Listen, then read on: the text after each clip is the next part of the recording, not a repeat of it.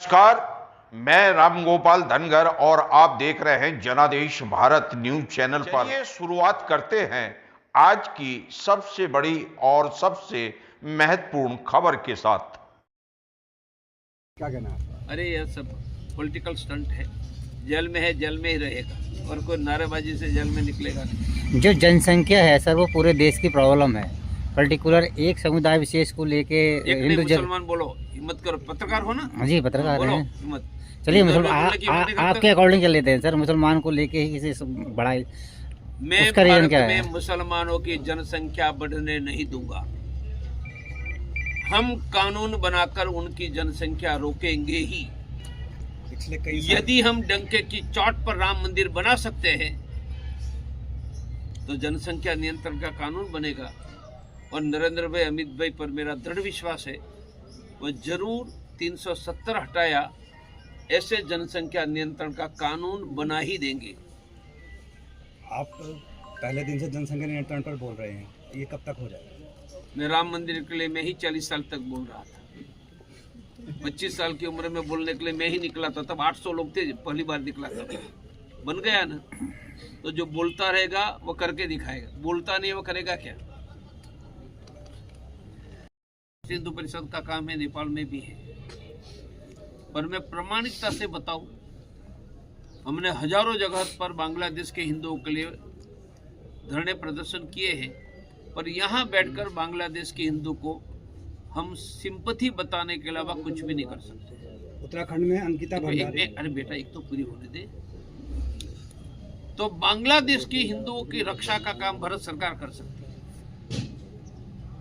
America के president Donald Trump ने, mister president Donald Trump ने वेनेजुएला में जाकर अमेरिका में ड्रग भेजने वाले को पकड़ कर ले आए, जेल में डाला। तो भारत की सेना ढाका में जाकर हिंदुओं को मरवाने वाला यूनिस को पकड़कर तिहाड़ जेल में क्यों नहीं भेज सकती है? यह करो। 71 में भेजी थी हमने सेना, फिर से भेजो और यूनिस को साले को पकड़ कर ले आओ, तिहाड़ जेल में डाल दो, हिंदू सुरक्षित रहेगा। नरेंद्र भाई और अमित भाई दोनों मेरे घर नियमित आने वाले, मेरी खेत की सब्जी भी खिलाता था। तो मेरे दोनों भाइयों पर दृढ़ विश्वास है कि प्रवीण तोगड़िया की बात वो सुनेंगे और 71 जैसा पराक्रम जरूर करेंगे।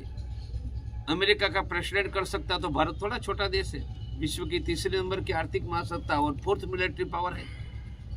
अब बताओ। अंकिता भंडारी का माता पिता बुजुर्गों के चरण स्पर्श,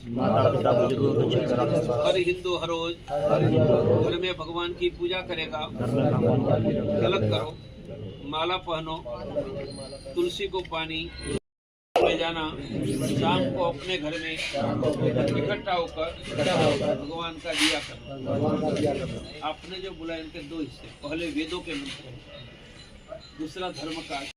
बहुत बड़ा आतंकवादी दुनिया का संगठन है जिन पर अमेरिका बॉम्बार्डिंग करता है।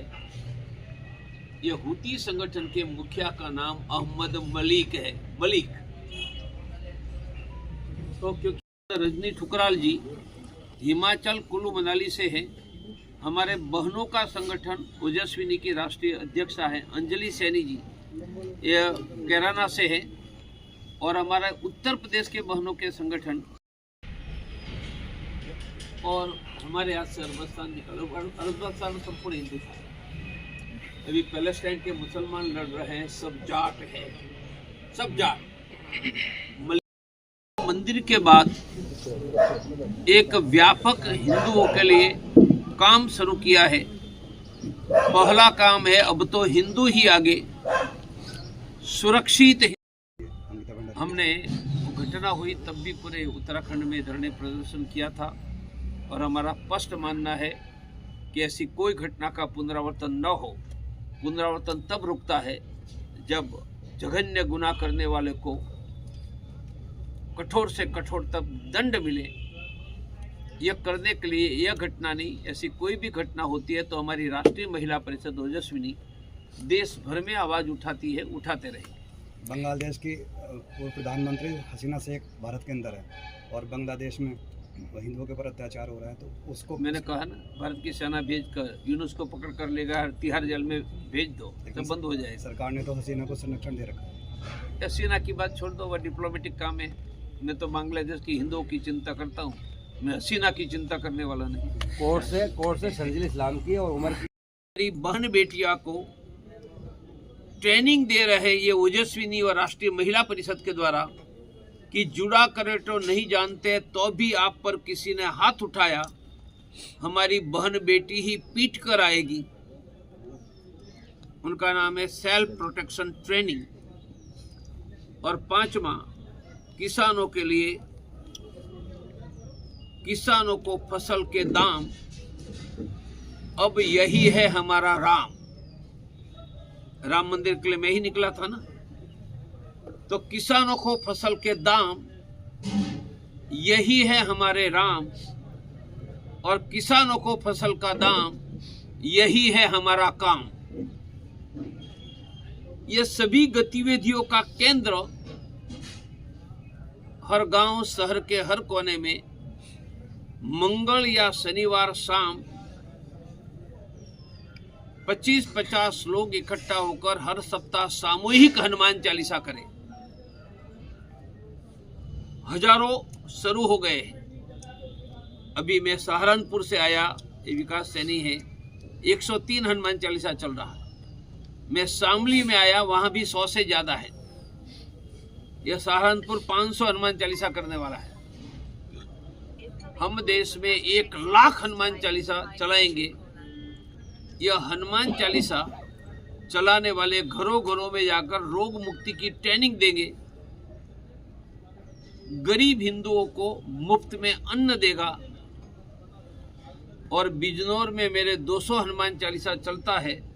किसी हिंदू का नाम लिया तो 200 हनुमान चालीसा में ऐलान होगा, मेरे 2-5 हजार हिंदू किसी एक हिंदू के लिए खड़े होंगे।